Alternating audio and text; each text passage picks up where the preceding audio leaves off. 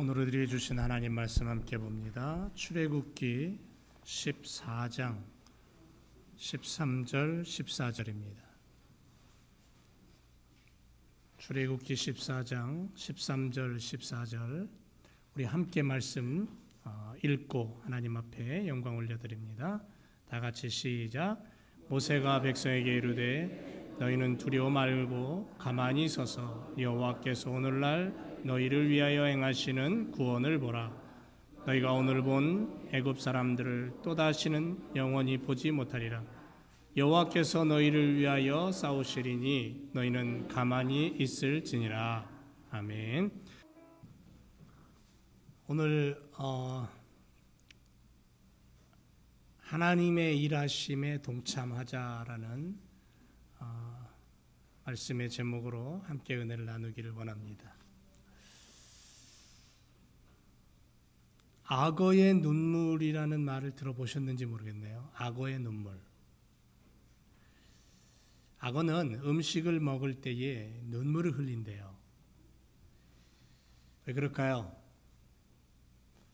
자신이 먹는 먹이가 너무 맛있고 또 자기 때문에 죽은 그 동물을 슬퍼하면서 눈물을 흘리는 걸까요? 아니랍니다. 그런 건 아니고요. 악어가 음식을 먹을 때는 눈물이 나오는 이유가 눈물샘과 신경과 입을 움직이는 신경, 눈물샘의 신경과 입을 움직이는 신경이 이게 같대요. 그래서 악어는 입을 벌려서 식사를 할 때면 눈물이 자동적으로 함께 나온대요. 희한하죠? 사람은 어떨까요? 어떤 사람을 보면 우리는 위선적인 눈물을 흘린다라고 그렇게 표현합니다. 그래서 그런 위선적인 눈물을 흘리는 사람을 향해서 악어의 눈물이라고 표현을 합니다. 악어 눈물 증후군이라는 병이 있대요. 뭐냐면 얼굴 신경이 마비되고 그 후유증으로 나타나는 증세인데 이런 환자들은 침샘과 눈물샘의 신경이 엉켜서 마치 악어가 먹이를 먹을 때처럼 침이 흘러나오고 그와 함께 눈물도 같이 나온대요. 음식 먹는 생각만 해도 눈물이 흐른답니다. 이런 병이 있대요. 자, 또 다른 눈물이 있습니다. 얼어붙은 눈물, frozen tears라고 그러는데 들어보셨는지 모르겠습니다. 이 서구 쪽에 사는 사람들의 문화 속에 그런 게 있습니다. 시집가는 딸에게 어머니가 진주를 선물로 주는 습관이 있대요. 이때에 이 선물로 주는 진주를 가리켜서 얼어붙은 눈물이라고 말한답니다. 아마 딸이 시집살이를 하다가 속상하고 어렵고 힘들 때에 조개가 살 속에 모래알이 박힌 고통을 이겨내고 아름다운 진주를 만들어내는 것처럼 잘 참고 견뎌라. 아마 그런 뜻이 어머니의 마음속에 담겨 있는 것 같습니다. 여러분, 진주는 땅에서 캐나는 보석이 아니에요. 바닷속의 조개 속에서 만들어지는 겁니다. 어쩌다가 조개의 몸속에 원하든 원치 않든 이 조개알이 들어와서 이 조개살 속에 박힘됩니다. 그러면은 고통스럽죠. 굉장히 아픕니다. 그래서 조개는 본능적으로 두 가지 중에 하나를 해야 됩니다. 하나는 뭐냐면 모래알을 무시하고 뱉어버리는 거예요. 모래알을 무시하고 살아버리는 거예요. 아무리 뱉어도 모래알이 자기 몸속에 들어오는 게 빠져나가진 않기 때문에 무시하고 살아가는 방법이 있답니다. 그런데 그렇게 되면 어떻게 되냐면 결국은 살이 썩고 얼마 가지 않아서 모래알 때문에 조개는 죽는데요. 또 하나의 방법은 뭐냐면 모래알의 도전을 조개는 받아들이는 거예요. 그리고는 조개도 도전을 하는 거예요. 그러다 보면 이 조개 속에서 뭐가 나오냐면 이 낙하라는 진주층이 나온답니다. 생명의 즙을 짜내는 거죠. 조개는 이 낙하라는 생명의 즙을 자기 몸속에 들어온 모래알을 계속해서 덮습니다.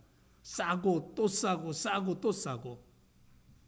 그렇게 몇 달 또는 몇 년이 지나면 바로 거기서 뭐가 만들어지냐면 진주가 만들어지는 거예요. 그래서 조개는 낙하라는 것을 뽑아내면서 그 고통과 함께 시간을 보내면서 그 속에서 정말 값진 진주가 만들어진다. 그래서 그 진주를 얼어붙은 눈물이다 이렇게 표현을 해요. 자, 사람도 살다 보면 이런저런 모양의 모래알 같은 환난과 역경이 우리들의 삶 속에 들어올 때 많죠. 그것을 우리는 시련이라고 부릅니다. 그래서 우리들의 삶에 어떤 시련이 다가오면 두 종류가 나타나죠. 하나는 그것을 향해서 불평과 불만과 그리고 원망을 통해서 분노를 통해서 표출을 합니다. 그럼 결국 그 사람은 마음이 상해지고 망하는 거예요. 그런데 또 한 종류는 내가 지금 값진 진주를 품고 있구나 생각하면서 인내합니다. 그러면 머지않아서 내 인생에 값진 진주 같은 보석을 내가 얻게 되는 거예요. 인생의 어떤 교훈을 얻게 되는 거죠. 내가 당하는 시련이 크면 클수록 내가 품고 있는 진주가 더 값지고 크겠구나 하는 생각. 바로 그것을 통해서 오늘 우리가 흘리는 눈물은 내일이면 아름다운 진주로 바뀔 것이다. 하나님이 기뻐하실 것이다. 영광 받으실 것이다. 그런 삶으로 만들어가는 거죠. 고통을 밀어낸 게 아니라 고통을 흡수해서 그것을 승화시키는 거죠. 우리 러스 집사님이 수술 한 7, 8시간 긴 수술을 잘 마치셨어요. 그리고 이제 아마 내일이나 뭐 다음 돌아오는 주 중에 퇴원을 하실 것 같은데 수술을 70의 나이에도 수술을 마치고 지금 회복되고 또 찾아오던 교우들이나 손님들의 이름이나 모습을 기억하면서 저희들이 이제 거의 매일매일 한 번씩은 찾아가는데 보면 그런 얘기를 하셔요. 이렇게 반갑게 기쁘게 그런 모습들을 보면서 어렵고 힘든 것을 이겨내는 그리고 긍정적인 생각을 가지고 있는 그런 모습을 느낄 수 있었습니다. 파우스트를 쓴 괴테는 이런 고백을 했어요. 눈물로 밤을 새워본 적이 없는 사람과는 인생을 논하지 말아라. 그게 무슨 얘기인지 여러분 이해하시겠죠? 스펄전 목사님은 이런 얘기를 했습니다. 천국은 메마른 눈으로는 못 가고 젖은 눈으로만 갈 수 있다. 젖은 눈을 가져야만이 갈 수 있다. 그렇게 표현을 했습니다. 여러분 드디어 출애굽하죠? 출애굽이 현실로 다가왔습니다. 거대한 행렬입니다. 웅장한 그러한 전진을 합니다. 노예 생활로부터 탈출이 이루어졌습니다. 그런데 아직이에요. 아직 완전히 약속의 땅에 다다른 거 아니잖아요. 이제 시작이잖아요. 430년 노예 생활을 하던 애굽 땅 고센 땅에서의 출발이에요. 그 출발이 엄청난 하나님의 능력으로 시작이 됐어요. 다 끝나는 줄 알았는데 아니에요. 그게 시작이에요.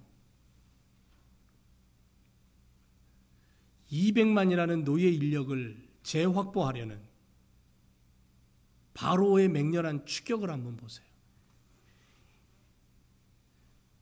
어떻게 얼떨결에 내보내고 출애굽을 하는 광경을 멍하니 지켜보던 바로 왕과 그 신하들, 그들의 백성들이 맹렬히 추격해 옵니다.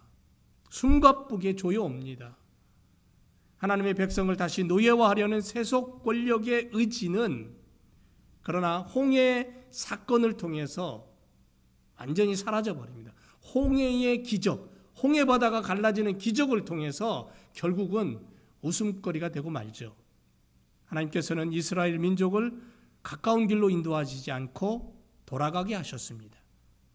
우리 믿음의 성도들이 걷는 인생의 길, 비록 멀고 지루할지 모르지만 그리고 세상의 권력과 노예 인력을 확보하려고 하는 세상의 그러한 힘이 우리를 향해 밀려온다 할지라도 결국은 하나님을 의지하는 자는 하나님이 해결하시고 승리케 하신다. 하나님께서 보호하신다라는 것을 우리는 이 성경 말씀을 통해서 알게 되는 거예요. 그러니까 아는 것으로 끝나면 안 되고 그것을 붙잡고 내 것으로 만들어서 내 삶에 그것이 이렇게 드러나야 돼요. 그게 믿음이에요. 우리는 하나님의 생각, 하나님의 뜻, 그분의 사랑과 심판, 이 모든 것들을 바라보면서 인간의 본향이구나 하는 것을 알게 돼요. 내가 결국은 가야 될 곳이구나 하는 것을 느끼게 되는 거죠. 하나님의 생각을 생각하는 것, 하나님의 뜻을 선택하는 것, 또 하나님의 사랑을 사랑하는 것, 하나님의 심판을 심판으로 받아들이고 겸허하게 서는 것, 그래서 그가 우리 안에 계시는 것, 하나님이 내 안에 있고 내가 하나님 안에 있고, 그게 본향이에요. 우리가 찾아가야 될 본향이고 우리가 느껴야 될 삶의 모습이라는 거죠. 그러므로 어떠한 경우에도 우리는 우리의 아버지 되시는 하나님의 뜻을 따라서 순종하고 그분을 사랑하고 그분을 바라보며 걸어가는 거예요. 그게 비록 병들어 있다 할지라도, 비록 내가 아픔 속에 있다 할지라도, 비록 내가 실패의 인생 속에 지금 있다 할지라도, 아니에요. 지금 내가 그분을 바라보면 나는 그분으로 말미암아 새로운 힘과 용기를 얻게 되는 거죠. 오늘 아침에 카톡에서 한 글을 읽었습니다. 그게 뭐냐면 우리 교회에서 사역하던 그 CCC 간사를 했고 우리 교회에 와서 처음으로 교회 사역을 하면서 전도사님으로 불렸다가 목사 안수를 받고 한국으로 나가서 지금 개척교회를 하고 있는 분 있죠. 누굽니까? 에? 안 들려요. 그분이 늘 이렇게 글을 써서 올려요. 그분의 글 속에 보니까 오늘은 뭐라 그러냐면 자기는 그동안 모든 삶이 미래를 향해 있었대요. 미래를 향한 꿈, 내일을 향한 도전, 하나님의 나라를 향한, 복음을 향한 꿈, 이런 것들로 늘 살아왔었는데 요즘 깨닫는 건 뭐냐면 그게 아니고 지금이 중요하다는 거죠. 지금 여기서의 하나님의 사랑, 지금 여기서의 하나님의 은혜, 지금 여기서의 하나님의 은총을 내가 나누는 것. 그래서 때로는 자기가 저녁을 준비할 때면 최고 좋은 그릇을 내다가 음식을 담아놓고 먹는데요. 그동안은 자기는 오늘 여기 없는 거예요. 자기는 어디에 있었냐면 늘 미래에 있었던 거예요. 내일에 있었던 거예요. 우리가 그러잖아요. 늘 내일의 좋은 것을 바라보고 내일의 좋은 것을 꿈꾸잖아요. 그런데 그거는 정말 주님이 원하는 게 아니고 주님이 원하는 건 뭐냐면 지금 나를 위해서 뭔가 소중한 것을 나눌 수 있고 나와 함께 소중한 것을 베풀 수 있고 그런 지금 이 순간에 주님의 은혜를 나눌 수 있는 그것이 내일로 연결될 때에 축복이 나타나는 거잖아요. 이스라엘 백성들도 바로 그러한 것들을 꿈꾸면서 길을 떠난 줄로 믿습니다. 제가 앞에서 눈물의 이야기를 했죠. 눈물의 이야기를 왜 했냐면 출애굽하는 이스라엘 백성들, 하나님의 능력과 권능을 가지고 애굽을 탈출한 그들이 홍해 앞에 섰습니다. 그들을 하나님이 뭐라고 불렀냐면 여호와의 군대다 이렇게 불렀어요. 하나님이 친히 애굽을 탈출하는 이스라엘 백성들을 향해서 이들은 나의 군대야 이렇게 불렀거든요. 근데 그들의 모습을 가만히 보니까 홍해 앞에 서 있는 그들의 모습, 하나님의 역사에 대하여 사람들은 각기 다른 반응을 보이고 있는데 홍해 앞에 서 있는 이들의 모습을 가만히 보니까 다르더라는 거예요. 각각 다르게 나타나더라는 거예요. 하나님의 역사하심은 어제나 오늘이나 동일합니다. 앞으로도 여전할 거예요. 그러나 사람들은 하나님의 역사하심에 대한 반응이 다르게 나타난다는 거죠. 그래서 출애굽 14장에 보면 그 모습을 우리에게 가르쳐 주면서 사랑하는 제일교회 성도들아, 너희는 어느 편에 어느 모습으로 서기를 원하니, 어디에 서서 어떤 모습으로 살아가길 원하니 결정해야 되지 않겠냐? 이렇게 주님이 오늘 우리에게 묻고 계시는 거예요. 결정하라는 거예요. 너는 어떤 모습으로 나를 바라보면서 서기를 원하니? 그래서 오늘 이 출애굽기 14장, 오늘 우리가 읽은 말씀을 중심으로 해서 이 14장 말씀해 보니까 세 종류의 모습이 나와요. 첫째는 여전히 살기 등등해서 교만을 버리지 못하고 하나님을 대적하는 자들의 모습입니다. 이 부류에 너희가 속하냐? 묻고 있는 거예요.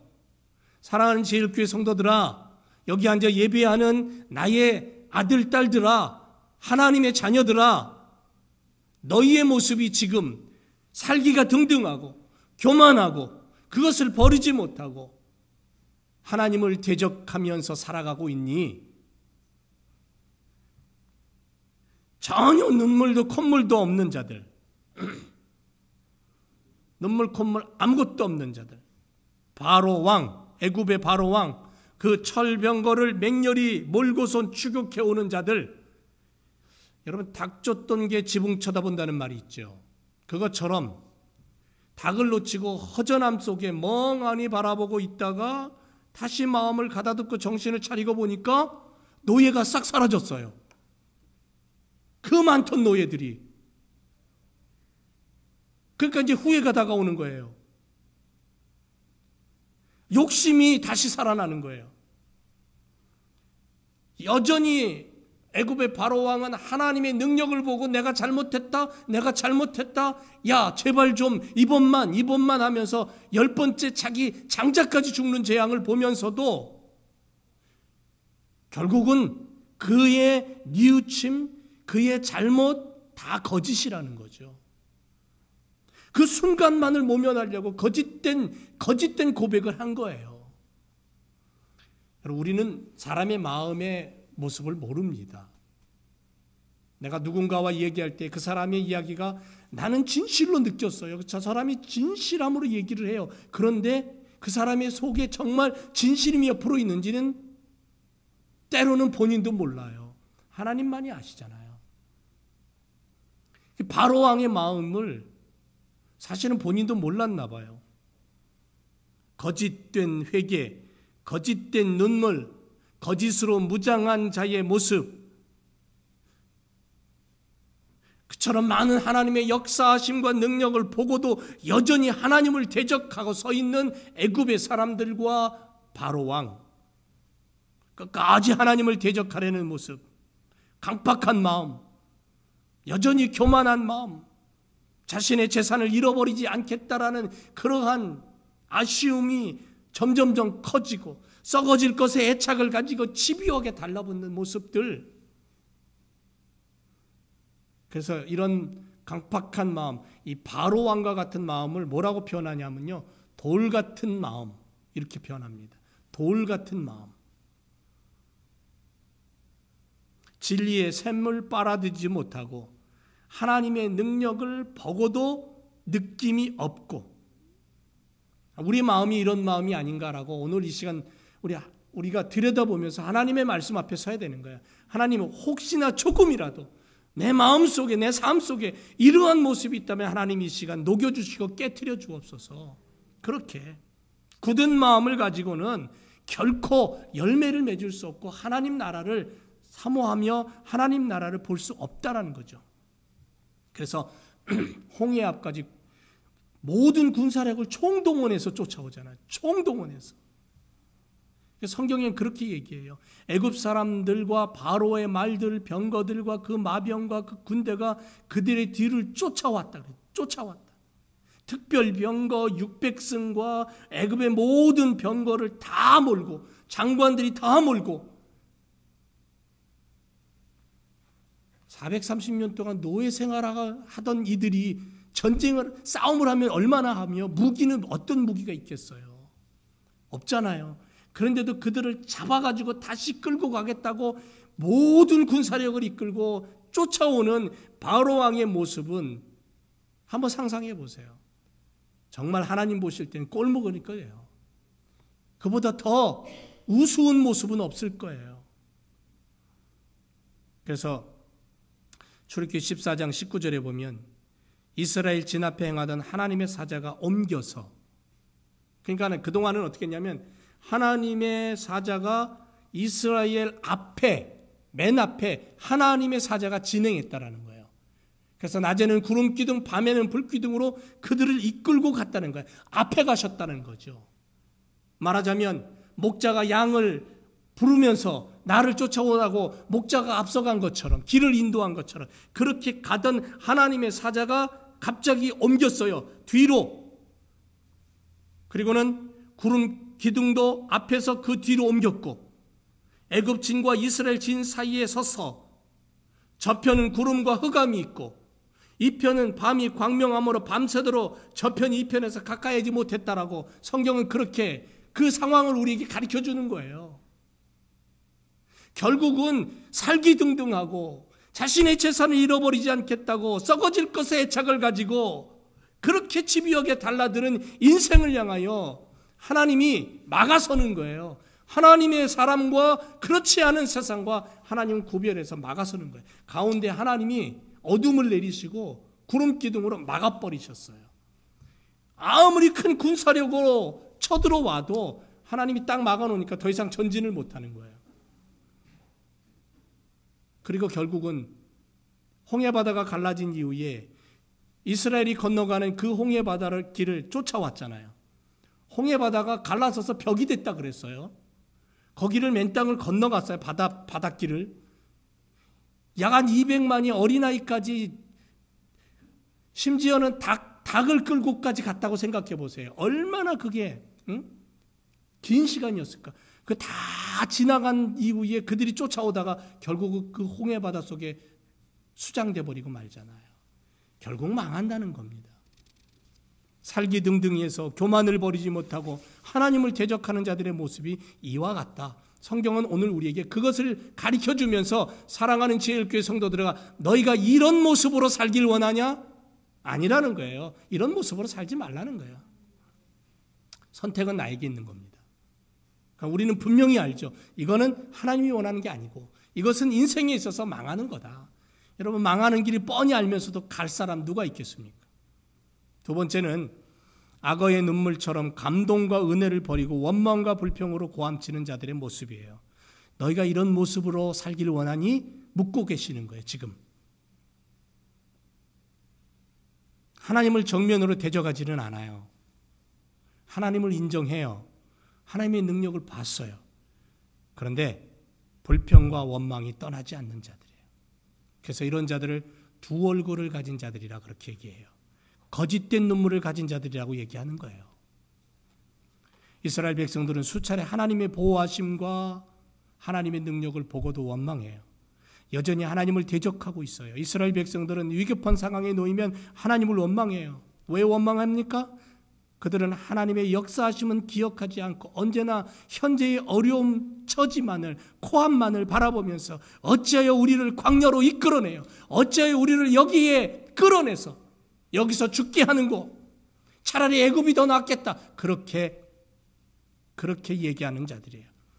여러분, 21세기 오늘날 우리도 때로는 그런 고백을 하잖아요. 어찌해서 내가 이런 일을 당합니까? 어찌해서 내가 이런 아픔을 당합니까? 하나님 앞에 그렇게 하소연할 때가 있어요. 원망할 때도 있어요. 그러나 환경만의 시선을 돌리게 되면 원망뿐이에요. 불평뿐이에요. 왜냐하면 지금의 환경은 언제나 우리를 맥빠지게 하기 때문에 그래요. 세상 돌아가는 거 한번 보세요. 세상은 결코 편안함을 제공하지 못해요. 편안한 것 같은데 그 편안함이 더 아픔을 가져오는 세상이에요. 지금 지구촌 난리도 아니잖아요. 북한은 수소탄 쏘겠다고 미국의 대통령하고 맞서고 있고 맞짱 뜨고 있잖아요. 어떻게 될지 참 걱정스러워요. 기도가 나와요. 지진으로, 태풍으로 수많은 곳에서 수많은 사람들이, 특히 이런 어려움이 다가오면, 재난이 다가오면 힘없는 어린아이들이나 여자들이 참 많은 고통을 당하잖아요. 이런 세상을 바라보면서 세상은 결코 우리들에게 진짜 평안함과 기쁨과 그런 것들을 제공하지 못해요. 세상은 악의 세력으로 가득 차 있기 때문에 사람들은 불안해하고 낭망할 수밖에 없고, 인생을 돌아보니까 성경에도 그렇게 고백한 것처럼 헛되다. 인생이 그거예요. 헛된 거예요. 그런데 그 헛된 인생 속에서 우리는 뭘 찾아요? 기쁨을 찾고 사랑을 찾고 은혜를 찾고 믿음을 찾아서 그것을 내만 간직하는 게 아니라 내 옆에 있는 아내에게, 내 자녀들에게, 내 이웃에게 나눠주고 함께 손을 잡고 주님 나라 가는 거 아니에요? 꿈꾸는 거 아닙니까? 그게 그리스도인들이에요. 앞에는 거대한 홍해가 가로막고 있어요. 뒤에는 애굽의 군대가 달려옵니다. 앞뒤로 갇혀버린 신세. 그랬더니 방금 전까지 하나님의 강력한 능력과 구원의 손길을 보았음에도 불구하고 원망하고 시기하고 분노하고 분쟁하고 하나님을 욕하고 모세를 향하여 분노하고 모세를 죽이려고 해요. 어떤 문제가 발생하면 이렇게 흥분하고 싸우고자 달려드는 부류의 사람들이 있다면 가정이 올바로 서겠습니까? 교회가 올바로 서겠습니까? 사회가 올바로 서겠습니까? 아니죠. 조금 전까지는 하나님의 은혜와 구원에 대해서 노래하고 감격하고 눈물을 흘렸지만 얼마 가지 않아서 시련이 다가오니까는 돌변해가지고 악어의 눈물을 소유한 모습. 그건 아니라는 거죠. 하나님 우리에게 그걸 얘기하시는 거예요. 사랑하는 제일교회 성도들아, 너희가 어떤 모습을 갖길 원하니? 악어의 눈물처럼 그렇게 무반응으로 감동도 없고 은혜도 없고 원망과 불평 속에서 그저 엎치락 뒤치락 하면서 너희 인생을 살아가겠니? 하나님 우리에게 이런 결정을 하라고 말씀하시는 거예요. 그렇다면 세 번째는 어떤 부류냐면 그럼에도 불구하고 하나님의 일하심을 믿고 신뢰하면서 달려가는 사람, 이런 모습이에요. 신뢰입니다. 신뢰. 힘들고 어려워요. 아파요. 수술한 분 보니까는 여기서 여기까지 러스펜 쬐어요. 뼈까지, 갈비뼈까지 다 잘랐어요. 얼마나 아픈지 몰라요. 온 몸에 막 여기저기 호수를 꽂았고요. 수술 끝나고 나온 거 보니까는 이게 몸 안으로 주사약이 들어가는 바늘이 몇 개인지 막 여기저기 그냥 기계로 완전히 삥 둘러 쌓여 있었어요. 아파요. 여러분 손가락 하나만 잘려나가도 얼마나 아픈지 몰라요. 아파요. 고통스러워요. 그럼에도 불구하고 진심으로 가슴을 열고 하나님의 손을 붙잡고 눈물로 엎드려서 주님을 바라보면서 쫓아가는 인생이 되라는 거예요. 그래서 내 마음속에서 흘러나오는 그 눈물은 그저 무감각적으로 흘러나오는 게 아니라 진실함으로 그렇게 흘러나오는, 여러분 앞에는 바다, 뒤에는 요란한 병거 소리, 이런 어려움과 낭패를 본 경험이 있으십니까? 진퇴양난, 아무것도 할 수 없어요. 갈 곳이 없어요. 이제는 죽음만 기다리는 그 시간이에요. 아찔한 순간에 모세는 이렇게 백성들을 향해서 이야기합니다.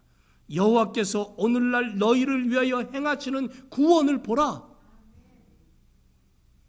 이렇게 담대하게 말하는 사람이 얼마나 많을까요? 여러분 모세가 이렇게 담대할 수 있었던 것은 뭐냐면 그는 하나님을 신뢰했어요. 하나님을 믿었다는 거예요. 그냥 믿은 게 아니고 정말 믿었다는 거예요. 정말 하나님을 신뢰했다는 거예요. 앞에는 지금 홍해바다예요. 못 가요. 배도 없고, 배가 있다 할지라도 그 많은 인원을 언제 태워서 실어서 건넵니까? 못 가요. 뒤에는 당시 가장 강력한 애굽이라는 나라의 군대가 쳐들어와요. 밀고 와요. 바로 그 진퇴양난의 시간 앞에 모세는 이스라엘 백성들에게 하나님의 손길을 바라보자는 거예요. 오랜 시간을 지내오면서 모세는 그걸 배웠어요. 시선을 하나님께 두는 거, 마음을 하나님께 고정시키는 거, 가슴에 솟는 24시간 한순간도 기도의 줄을 놓지 않는 삶, 진주가 조갯살 속에서 오랜 시간 아픔과 고통의 눈물을 통해서 만들어지듯이 주님의 손길이 나의 삶을 통해서 만들어지고, 그래서 복음의 일꾼으로 나를 세워가는 것을 믿고 바라보면서 하나님을 신뢰하는 거예요. 이게 모세가 출애굽을 이루었고 광야 40년을 지낼 수 있었던 믿음의 모습이에요. 믿음의 모습. 이게 비결이에요. 그러니까 모세에게서 그걸 배워야 되는 겁니다. 하나님께 시선을 두는 삶, 하나님을 신뢰하는 삶, 하나님의 말씀을 그대로 믿고 순종하는 삶. 이런 삶이 바로 우리들에게 홍해가 가로막혀 있다 할지라도 홍해가 갈라지는 기적을 우리가 경험하게 될 줄로 믿습니다. 이런 믿음의 삶이 필요한 거예요. 여러분, 세 모습 중에 어느 모습에 어느 부류의 모습 속에 내가 포함되기를 원하십니까? 모세는 분명하게 공포 앞에 떨고 있는, 두려움 앞에 떨고 있는 백성들을 향해서 그렇게 말합니다. 두려워 말아라. 두려워하지 말아라. 두려워 말라라. 두려워 말라. 이스라엘 백성들을 향해서 두려워하지 마라. 그리고 뭐라고 얘기하냐면 가만히 있어라. 아무것도 하지 말아라. 하나님이 하신다. 그러면 가만히 눈만 멀뚱멀뚱 뜨고 있으라는 거예요? 아니죠. 가만히 있으라는 얘기 속에는 마음을 다잡아 먹고 하나님의 일하심을 너희가 기도로 기다리라는 거예요. 이게 인내죠. 기도하라는 거예요. 환난이 오느냐? 역경이 다가오느냐? 진퇴양난 속에 빠졌느냐? 기도해라. 하나님 바라보고 하나님 신뢰하고 기도해라. 엎드려라. 두려움을 왜 갖느냐? 이렇게 모세가 하나님을 향해서 하나님을 신뢰하고 서 있었던 그 모습 속에서 두려워 말고 가만히 있고 여호와의 구원하심을 보아라. 결론은 그거죠. 여호와의 구원하심을 봐라. 그리고는 홍해가 갈라집니다.